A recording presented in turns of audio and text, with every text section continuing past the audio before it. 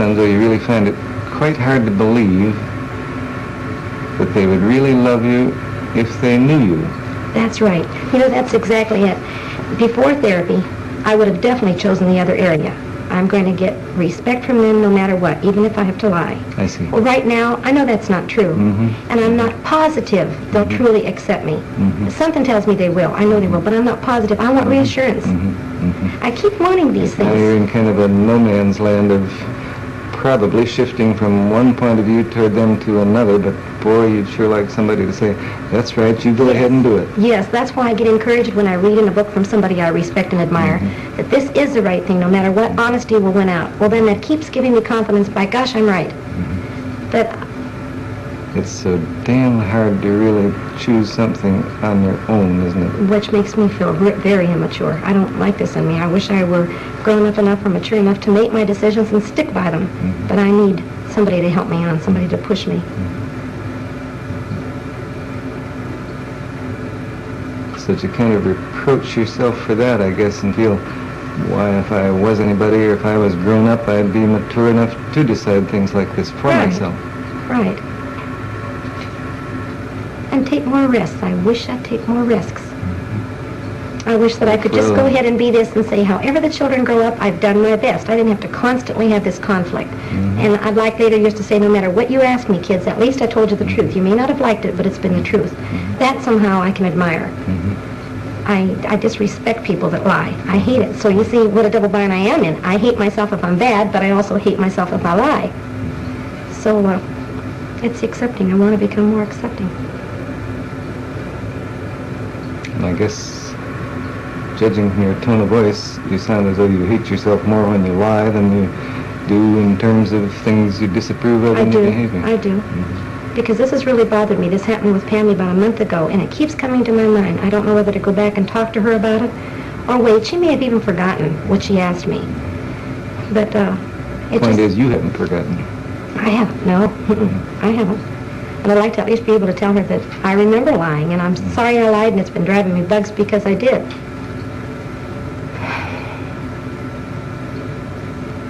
I do. Now I feel like now that's solved, and I didn't even solve the thing, but I feel relieved.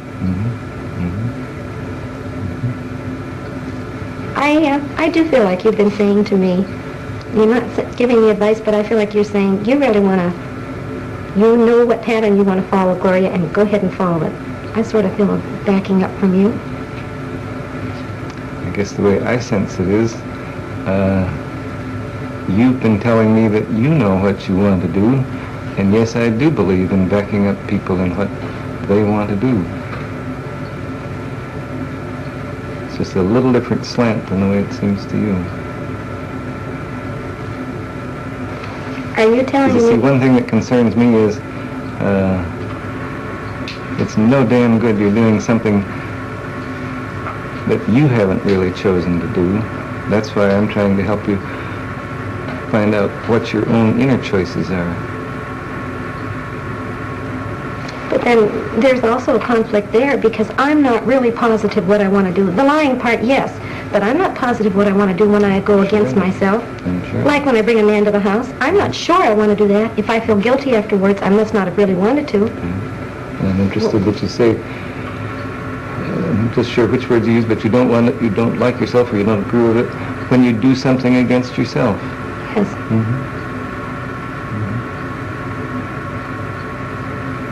You know, this is so different. Now, this kind of thing that we're talking about now, it isn't just knowing whether you want to do something or not. If I want to go to work in the morning or I don't want to go to work, that's easy. But when I find myself doing something I don't feel comfortable with, I automatically say, if you're not comfortable, Gloria, it's not right. Something's wrong.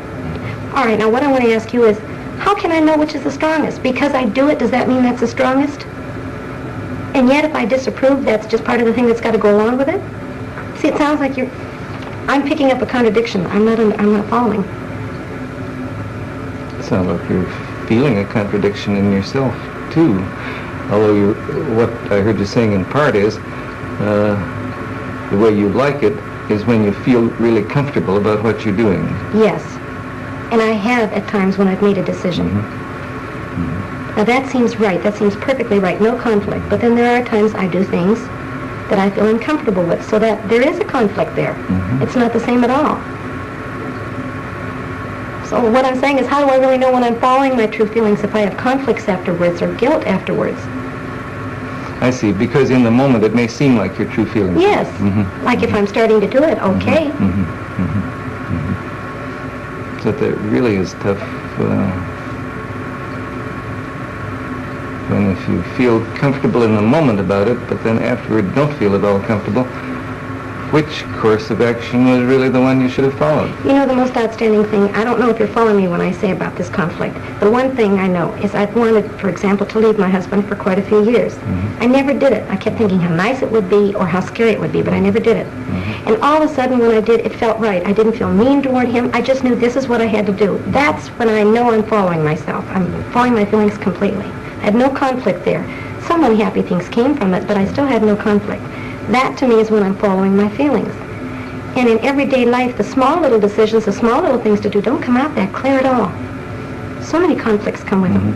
Right. Is this natural? Although you're saying, I expect it is, but you're saying, too, that you know perfectly well the feeling within yourself that occurs when you're really doing something that's right for you. I do. I do. And I miss that feeling other times, and it's right away a clue to me. You can really listen to yourself sometimes and realize, oh no, this isn't the right feeling. This isn't the way I would feel if I was doing what I really wanted to do. But yet many times I'll go along and do it anyway. And say, oh well, I'm in the situation now, I'll just remember next time. I mention this word a lot in therapy, and most therapists grin at me or giggle or something when I say utopia. But when I do follow a feeling and I feel this good feeling inside me, that's sort of utopia. That's what I mean. That's the way I like to feel, whether it's a bad thing or a good thing. But I feel right about me. This is what I want to accomplish. I sense that in those utopian moments, you really feel kind of whole. You feel all in one piece. Yes. Yeah, it gives me a choked up feeling when you say that, because I don't get that as often as I'd like. I like that whole feeling. That's real precious to me. I expect none of us get it as often as we like, but I really do understand that. It really does touch you, doesn't it? Yeah, and you know what else I was just thinking? I feel dumb saying it. All of a sudden, as I'm talking to you, I thought, gee, how nice I can talk to you, and I want you to approve of me, and I respect you. But I miss that my father can talk to me like you are. I mean, I'd like to say, gee, I'd like you for my father. I don't even know why that came to me. You look to me like a pretty nice daughter.